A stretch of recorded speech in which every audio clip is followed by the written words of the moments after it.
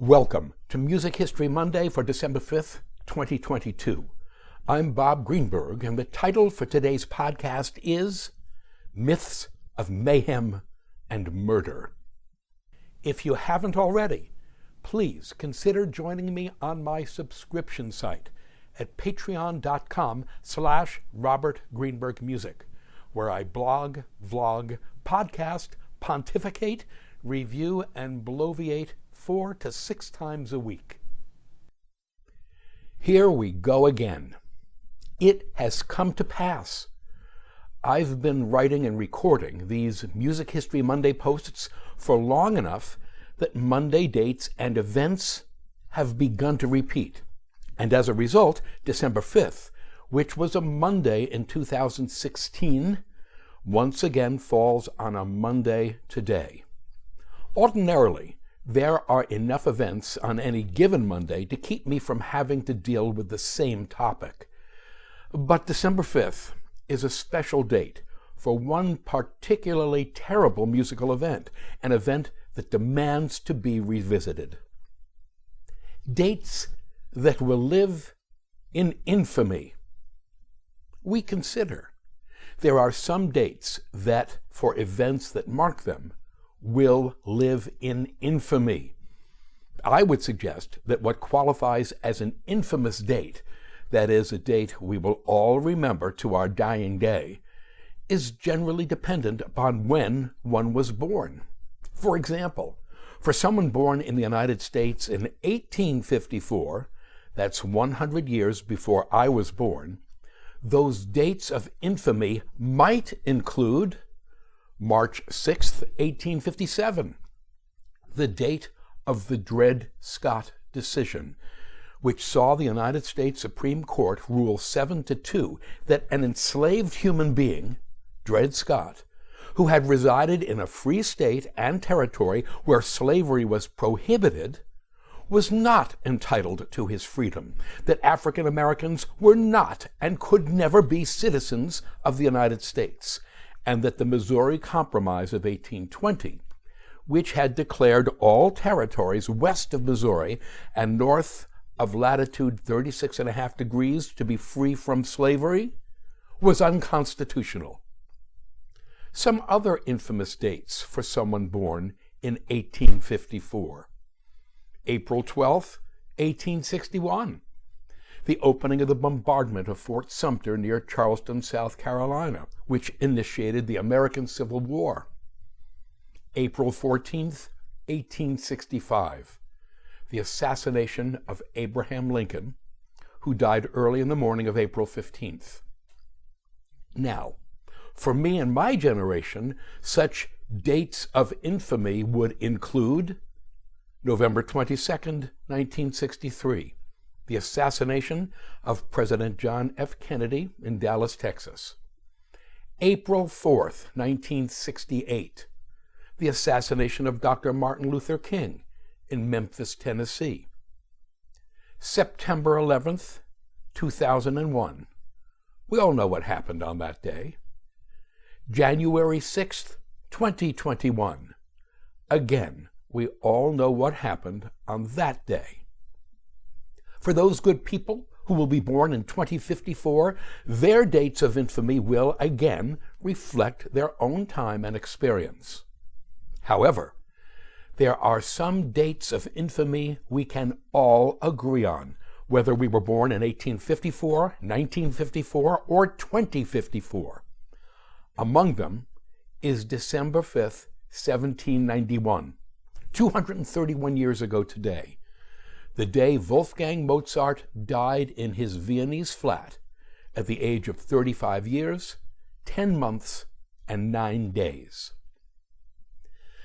As previously observed, December 5th last fell on a Monday in 2016. My Music History Monday post for that day was entitled, Mozart, a Diagnosis.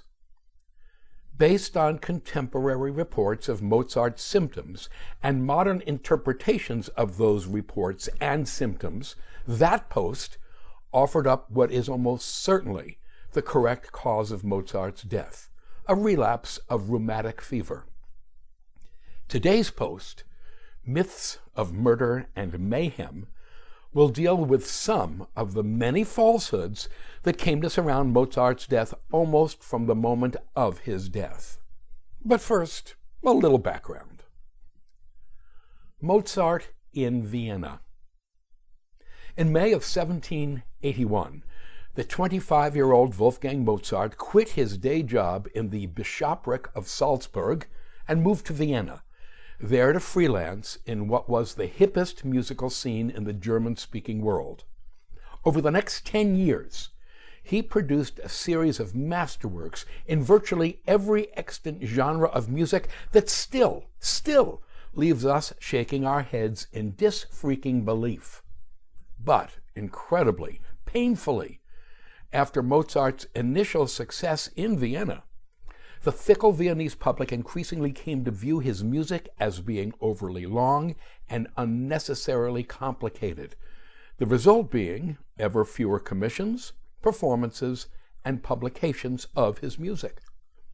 As a result, financial problems set in, and by 1789, the now 33-year-old Mozart and his wife Constanze were up to their necks in debt. He became depressed and suffered a seemingly endless series of respiratory infections.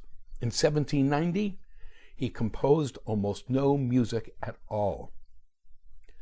So it remains one of those miracles that goes under the heading of, go figure, that beginning in January 1791, Mozart experienced a compositional rebirth.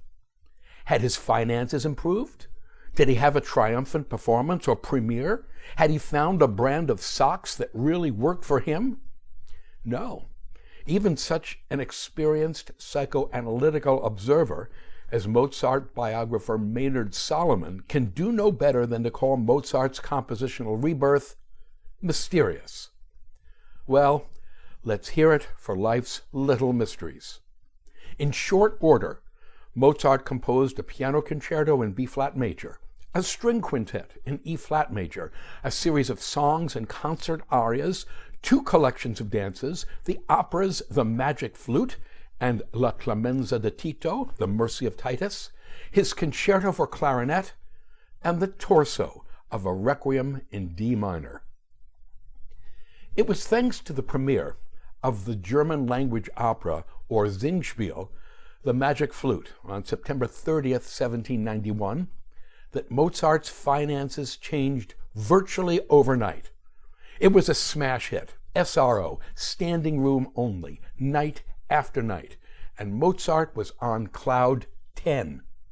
He attended the opera almost every night. On Friday, October 7th, Mozart attended a performance and then went to a restaurant for a post-opera dinner. While waiting for his food, he wrote a long and chatty letter to his wife Constanze, who was taking the cure at the spa in nearby Baden, in which Mozart's euphoria is evident. Quote, "Dearest, best little wife, I have just come from the opera. It was just as full as usual. One can readily see how much this opera continues to grow. Everyone seems to know about the magnificent reception of my opera." Unquote. And why shouldn't The Magic Flute have been magnificently received? The thing contains more musical highlights than an Elvis's Greatest Hits album, and Viennese audiences went gaga over it. With Constanze out of town, Mozart frequently brought friends and family with him to the theater to hear the opera. Mozart describes one such evening in a letter to Constanze written on October 13th, 1791. Quote, "I called in the carriage for Salieri and his mistress, Madame Cavalieri, and drove them to my box at the theater. You can hardly imagine how charming Salieri and Cavalieri were, and how much they liked not only my music, but everything. They both said that it was a grand opera, worthy to be performed for the grandest festival and before the greatest monarch, and that they would often go to see it, as they had never seen a more beautiful or delightful show." Unquote. Yes, this is the same Antonio Salieri who presumably killed Mozart. More on that in just a moment. Anyway, as these two letters attest, thanks to the magic flute, Mozart's depression had lifted, his faith in the future had been restored, and he had, once again, the world at his feet and his whole life still in front of him. Which all compounds the catastrophe that 53 days after he wrote that last letter, Mozart was dead. Let the conspiracy theories begin. Less than a month after Mozart's death, that death having occurred on December 5th, 1791, the following notice appeared in a Berlin news weekly. Quote, "Mozart is dead. Because his body swelled up after death, some people believe he was poisoned.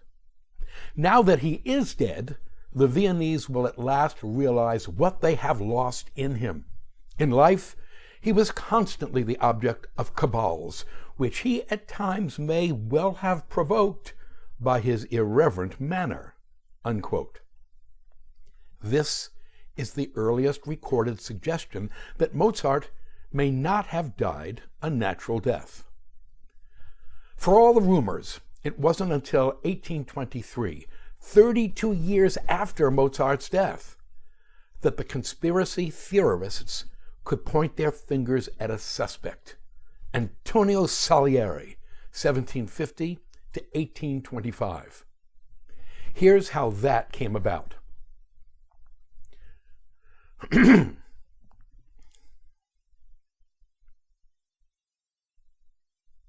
In October 1823, 32 years after Mozart's death, Antonio Salieri, the former Kapellmeister, that is, the former music director of the Imperial Habsburg Court, was admitted to a hospital called the Vienna Allgemeine Krankenhaus. He was 73 years old and had been in failing health for a while. However, it was his rapidly deteriorating mental state that caused his family to institutionalize him. They simply could no longer take care of him at home. Distraught, disoriented, and depressed, Salieri was caught trying to cut himself with a knife on his second day at the hospital. The rumor flew across Vienna that Salieri had attempted suicide by cutting his own throat. But even more sensational was the news that Salieri was claiming to have killed Mozart. Finally, 32 years after Mozart's passing, there was someone to blame for his death. The rumors that had been floating around since Mozart's death in 1791 were corroborated. An Italian was behind the 35-year-old Mozart's death, and that Italian was Kapellmeister Antonio Salieri himself. Okay, never mind that Salieri was physically enfeebled and mentally deranged when he claimed to have killed Mozart. Never mind that during his rare moments of lucidity, Salieri denied having anything to do with Mozart's death. The pianist Ignaz Moscheles, 1794 to 1870, visited Salieri in the hospital and left us with this touching account. Quote, "The reunion was a sad one. Even the sight of him shocked me, and he spoke to me in broken sentences of his approaching death. Finally, he said these words: 'Although this is my last illness, I can in all good faith swear that there is no truth to the absurd rumor, I'm supposed to have poisoned Mozart. But no, it's spite, nothing but spite. Tell that to the world, my dear Moscheles. Old Salieri, who's going to die soon, told you that.' I was greatly moved, and when the old man cried and thanked me again for my visit, after having overwhelmed me with thanks when I arrived, it was time for me to leave quickly so as not to be overcome." Unquote.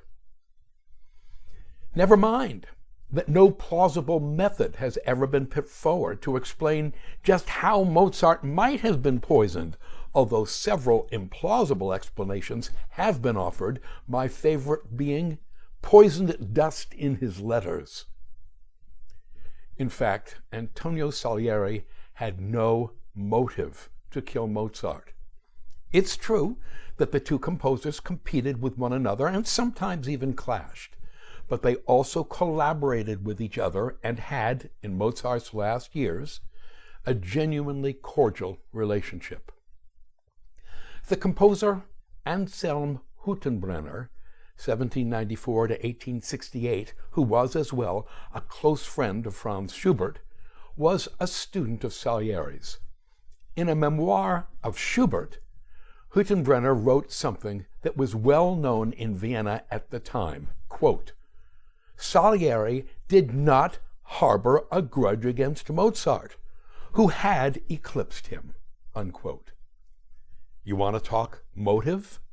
I'll give you motive. Mozart had much more reason to kill Salieri than Salieri had to kill Mozart.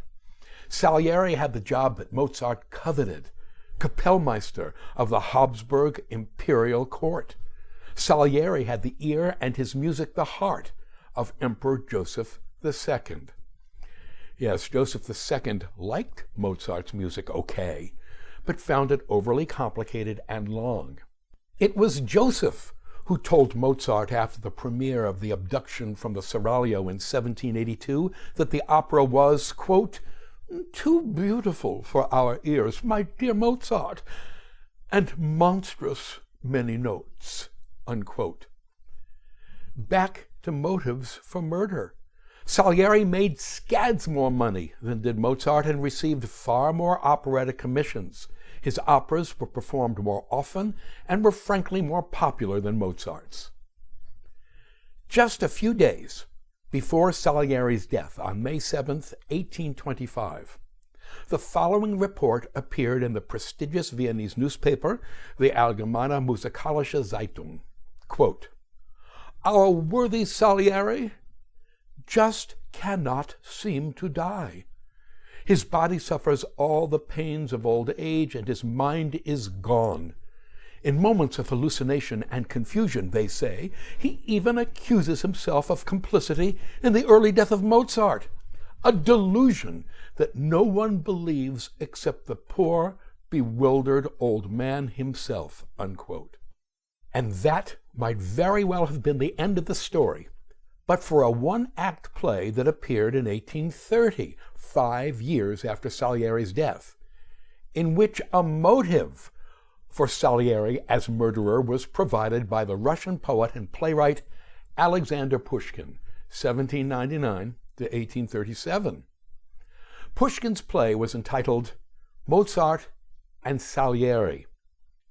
In the play, Salieri is portrayed as a diligent and serious artist who is driven to near madness by Mozart's genius and buffoonery. In the play, Salieri whines, "Oh, where is the justice when the sacred gift, immortal genius, comes not in reward for toil, devotion, prayer, and self-sacrifice, but instead shines within the skull of an idiot, an idle hooligan?"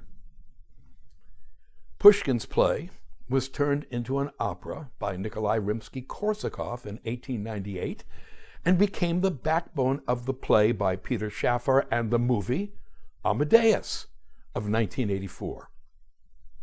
That movie won 8 Academy Awards, including Best Picture, Best Director, and Best Actor.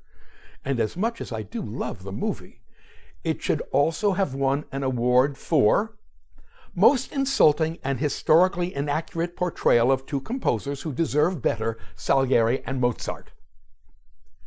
So back to poor maligned Antonio Salieri.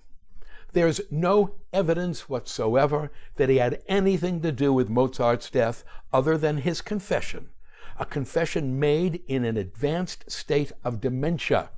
In fact, Salieri might just as well have confessed to being Blanche Dubois. So, if Mozart was indeed poisoned, how else ask the conspiracy theorists. Can you explain the relatively sudden death of a seemingly healthy 35-year-old man? And Salieri didn't do it? Well then, who did? So many answers, so little time. George Friedrich Daumer was a German poet and philosopher. He lived from 1800 to 1875. Writing in 1861, Daumer claimed that secret societies had been controlling the fate of humankind for thousands of years. Quote, "Human society is occupied and infested by a ghastly and terrible worm, pervaded and imbued by a secret conspiracy, which has turned the ground on which we walk into a volcano, continually threatening eruption and devastation." Unquote. Daumer claimed that among the most dangerous of these secret anti-Christian societies was Freemasonry, which Mozart innocently joined in 1785 at the age of 29. According to Daumer, Mozart revealed Masonic secrets in his opera, The Magic Flute of 1791, for which his punishment was death. In 1910, the anti-Semitic German politician and journalist Hermann Alvart, 1846 to 1914, extended Daumer's premise in his book Mehr Licht, which translates as More Light. In Mehr Licht, Alvart, who, by the way, as a member of the German Reichstag from 1892 to 1912, gave a speech in which he called Jews predators and cholera bacilli and demanded that they be exterminated for the good of the German people. In Mehr Licht, Alvart claims that, in fact, it was the Jews who were responsible for Mozart's death. Alvart's premise was taken another step forward by the German psychiatrist and teacher Mathilde Spies Ludendorff, 1877 to 1966, the wife of the World War I German general Erich Ludendorff. Writing in her book, Mozart's Life and Violent Death, published in 1936, Dr. Ludendorff asserts that Mozart was a German patriot who wanted to replace Italian language opera with German language opera. According to Ludendorff, quote, "The German people would forever be able to draw strength from his immortal works. And so Mozart earned the hatred of all those who would wish to detach the people from their roots, their nation, and their language." Unquote. According to Ludendorff, Mozart was killed by agents of a Jewish Roman Catholic conspiracy spearheaded by the Jesuits and the Masons, a conspiracy intent on establishing a cosmopolitan Jewish world state. And a partridge in a pear tree. QAnon has nothing on Mathilde Ludendorff, who was a first-class whack job. Some sources say she was mentally ill. But sadly, her ideas were more the rule than the exception in the paranoid, conspiracy theory-dominated environment of post-World War I Germany, an environment that found its denouement in Adolf Hitler, the Nazi Party, and the destruction of the German nation in 1945. One would think, one would hope, that the end of World War II in 1945 would have brought an end to Mozartian conspiracy theories such as these. It did not. The notion that Mozart was murdered by a Masonic conspiracy continued to be argued by three German doctors, Johannes Dalchow, Gunther Duda, and Dieter Kerner, in books published in 1966 and 1971. Kerner's book, published in 1971, is particularly crazy, though we should be relieved to know that even though Kerner was a Mathilde Ludendorff fanboy, and his book was published by the Ludendorff Press, he does not name the Jews as co-conspirators in Mozart's death. Here's the final clincher on the poisoning theories. In 1969, It was suggested by a German physician named Dr. W. Kattner that Mozart had accidentally poisoned himself. According to Dr. Kattner, Mozart was treating himself for syphilis with mercury, on which he accidentally overdosed. The only problem with this theory is that there is virtually no evidence whatsoever that Mozart had syphilis in the first place. Let us say it all together. Mozart was not poisoned. Not one of the doctors who attended him in his final days or examined him after his death once mentioned in their reports the possibility that he had been poisoned. So what did kill Mozart? Well, for all the painful details involving Mozart's final illness and death, I would direct your attention back to Music History Monday of December 5th, 2016. When we return tomorrow in Dr. Bob Prescribes, it will be with Mozart's Requiem, his last work, which he left unfinished at his death.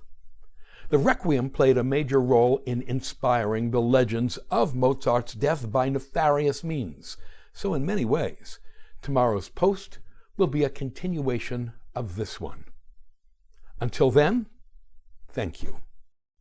To sample and download one or all of my many courses on subjects musical produced by the Great Courses / The Teaching Company, please visit my website at robertgreenbergmusic.com.